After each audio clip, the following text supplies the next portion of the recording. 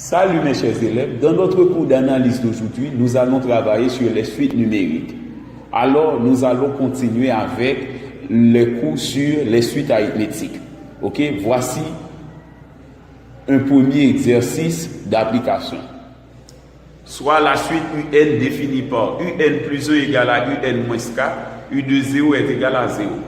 A. Quelle est la nature de la suite UN? B. Calculer U1, U2 et U3. C. Exprimer UN en fonction de N. D. Calculer la somme S égale à U0 plus U1 plus point de suspension U12.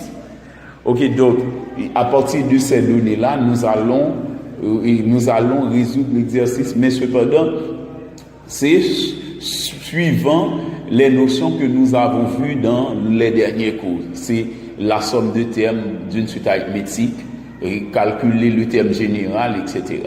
Ok, d'abord, nous avons vu qu'une suite est dite une suite arithmétique, c'est lorsqu'on fait la différence de deux termes consécutifs, c'est-à-dire UN plus 1 moins UN, et l'on trouve toujours une constante.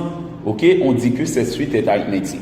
Donc, suivant les données, UN plus 1 donne UN moins 4. Si on transpose UN, on va avoir UN plus 1 moins UN est égal à moins 4. Puisque la différence UN plus 1 moins UN donne toujours un réel qui est une constante, qui est toujours donc qui est toujours égal à moins 4, donc c'est une constante, ok, ça donne toujours moins 4, et bien on déduit que UN est une suite arithmétique de raison R égale à moins 4.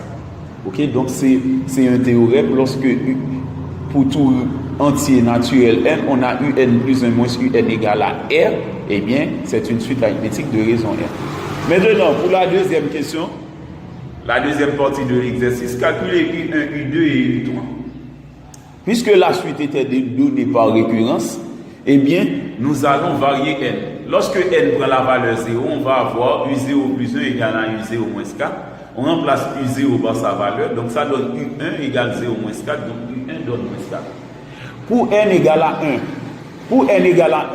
eh bien, on va avoir U1 plus 1 est égal à U1 moins 4. Ça donne U2, on remplace U1 par sa valeur égale à moins 4, donc U2 donne moins 8. On fait de même pour trouver U3, on attribue à N la valeur 2. Donc pour N égale à 2, ça donne U2 2 plus 1 égale à U2 2 moins 4. U2 2 plus 1 c'est U3, U2 2 donne moins 8, et bien U3 donne moins 12. Ok, voilà, on connaît U3. Ok, on connaît les trois premiers termes, non, les trois termes qui suivent U0, U1, U2 et U3. Maintenant, la partie C, c'est exprimer UN en fonction de N. Nous avons vu, dans toute suite arithmétique, lorsqu'on a le terme général, c'est UN est égal à UP plus N moins P fois R. Ok? Donc, pour trouver, dans toute suite arithmétique, pour trouver le terme général UN, on peut écrire UP plus N moins P fois R. Maintenant, on attribue à P la valeur 0. Eh bien, on remplace P par sa valeur, ça donne UN égale à U0 plus N moins 0 fois R. Maintenant, U0 donne 0 par hypothèse, U0 donne 0, on remplace U0 par sa valeur, et N moins 0 donne N, puisque 0 ne représente rien en soustraction. Donc, N moins 0 donne N. Maintenant, on remplace R par sa valeur, R c'était moins 4, eh bien, c'est N par moins 4. N par moins 4 donne moins 4N. Ok?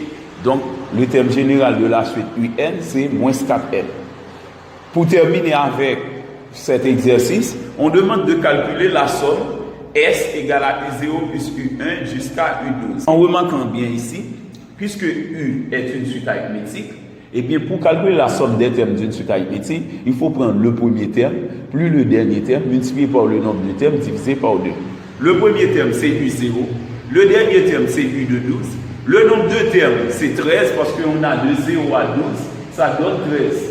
Ok, donc ça donne 13 termes. Et divisé par 2. Maintenant, puisqu'on connaît U0, on remplace U0 par sa valeur, qui donne 0. On connaît U de N, eh bien, pour trouver U de 12, il suffit de remplacer N par 12. Ça donne moins 4 par 12, puisque UN était égal à moins 4N. Multiplié par 13, divisé par 2. 0 moins 4 par 12, ça donne 0 moins 48 qui donne moins 48, multiplié par 13. Moins 48 divisé par 2, ça donne moins 24. Donc, la somme des termes, c'est moins 72. Ok, donc, et c'était tout pour le premier exercice. Si vous n'êtes pas encore abonné à mon channel YouTube, je vous prie de bien vouloir le faire, ok? Parce que je prendrai soin de vous expliquer tout ce dont vous aurez besoin concernant l'analyse en classe de NSK.